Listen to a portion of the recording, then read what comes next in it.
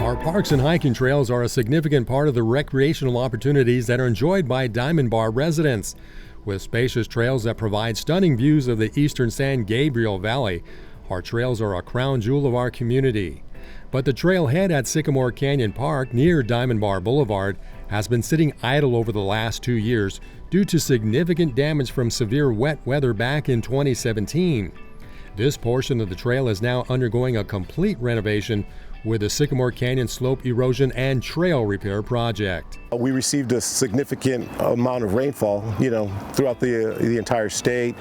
The excessive amount of water, the large volume of water, started to overwhelm the existing storm drains that we have in place here.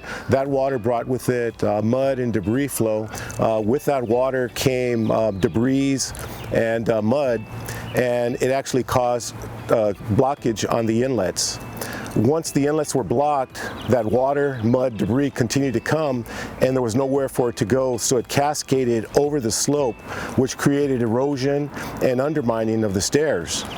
The damage was pretty severe. The volume of water that came through actually undermined the stairways almost in their entirety, so that we had concrete that was unsupported by any earth down below. These storms in 2017 created significant damage statewide, so it was declared an emergency. That opened up the opportunity for FEMA funding.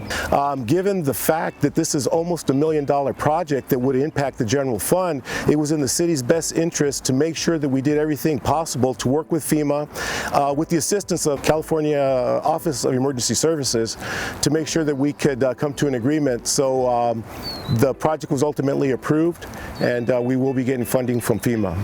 Well, the first part of the project was to do the clear and grub within the project limits, just to get all the vegetation out so that they can start their grading operation. The next part was basically trying to figure out how to access the site, so ramps had to be cut into the existing slopes to enable the equipment to get down into the canyon. There was really no access for equipment to get in there. So once the equipment was in place down at the bottom, they started their compaction process on their way up.